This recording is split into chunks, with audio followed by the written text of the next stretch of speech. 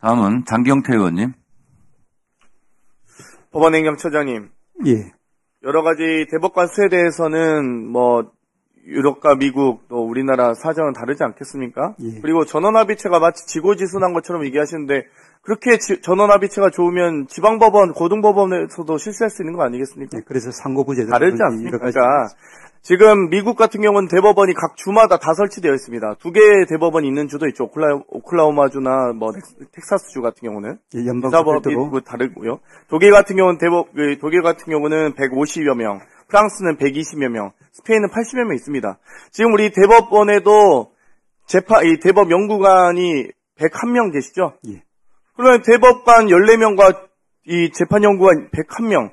사실상 그래서 이 비판하신 분들은 대법관이 귀족법관이냐, 재판연구관은 판사도 아닙니까? 재판연구관도 법관 아닙니까?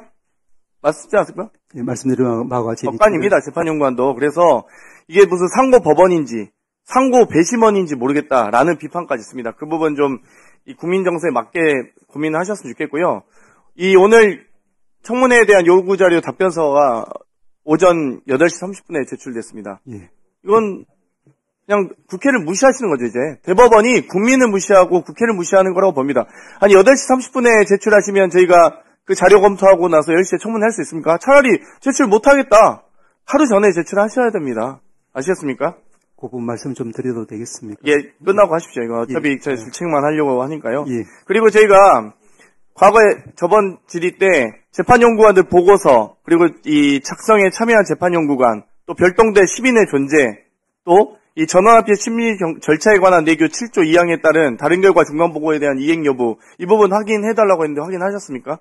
말씀드린 바와 같이 이 부분 역시 이제 전체적으로 대법원의 재판 과정, 즉 이제 심정 형성 및 합의 과정의 일환으로 보여지기 때문에 그 부분에 대해서는 저희들이 자료를 제출하기 곤란하다는. 그러니까 이게 확인하셨어요? 처장님은 확인하셨냐고요?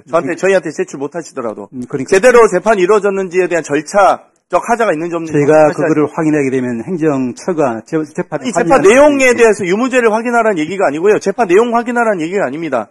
제대로 보고서가 쓰여졌는지 재판연구관이 제대로 별동대가 구성됐는지 그리고 보고 절차는 제대로 이루어졌는지 다른 대법관들이 다 공유 받으셨는지 내용에 대해서 아셔야지 대법관들이 판결하시지 않겠습니까? 절차는 실체 형성의 일환이기 때문에 결국 아주 중요합니다. 그렇기 때문에 공정한 재판을 받을 권리에 대한 국민의 권리를 지키는 건 법원행정처장님으로서 하셔야 됩니다. 대법원장이 하셔야 되는데 대법원장이 못했다는 지금 국민적 분노가 있기 때문에 처장님이라도 하셔라고 말씀드린 거고요.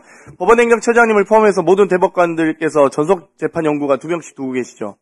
저는 두고 있죠. 처장은 안 계시고요. 저는 재판에 관여하지 않기 때문에. 그래서 이 유일하게 이재명 후보와 관련된 대법원 재판이 왜 이렇게 졸속으로 이루어졌는지 한번 말씀드려보면 대법원장은 전속연구관 2명 있습니까?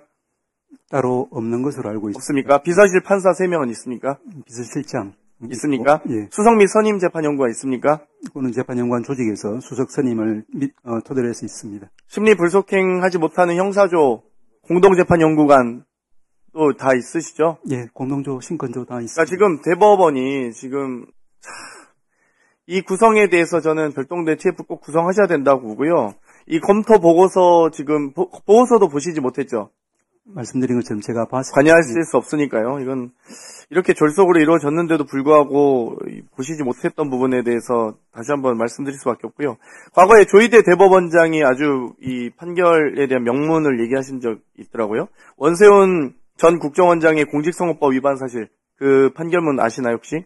예, 그 판결은 원세훈 씨가 명확하게 이제 총선 대선도 있고 종북좌파인 야당이 북한과 연계한다는 사실을 국민에게 알려야지. 비한나라당 후보가 서울시장 됐는데 위기의식을 가져야지 라고 노골적으로 대선에 개입한 사건이었습니다.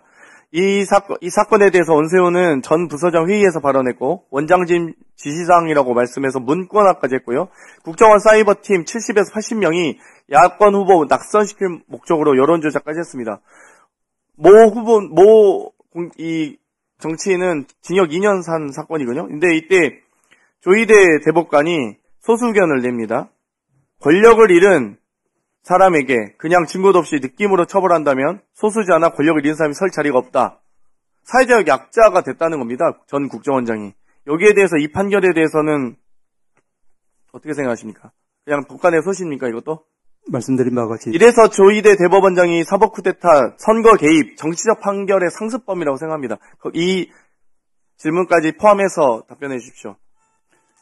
마지막 부분에 대해서 저희 대법원장님에 대해서 말씀하신 부분 관련해서 한 가지만 좀 말씀을 드리면은 제가 지난번에도 말씀드린 것처럼 이제 우리가 이제 죄 비상계엄 되었을 때 최초로 유연성을 제기한 분이 이제 우리 대법원장님이고 그 이유는 제가 알기로는 긴급조치 사건을 처리하면서 이런 이제 헌법의 중요성, 헌법의 취지에 대해서 명확하게 인식하고 있었기 때문이라고 저는 생각합니다. 두 번째로 이번에 또 이제 그 한덕수 대행께서 이제 그 헌법재판소 재판관을 지명을 일방적으로 했을 때 그때 이제 저희 이제 서울고등의 부장판사님 한 분도 거기에 이제 지명이 됐습니다만은 우리 대법원장께서 인사권자임에도 불구하고 이 부분에 대해서는 이제 헌법적으로 좀 문제가 있겠다라고 해서 통상의 경우와 달리 대법원에 인사 발령하지 않고 그대로 둔 경우도 있습니다. 이 정도로 기본적으로 저희 대법원장께서는 이제 헌법에 대한 확고한 이제 의식이 있기 때문에 그 부분에 대해서는 위원님들께서 믿어도 되겠다는 말씀을 좀 꼭 더 드리고 싶습니다.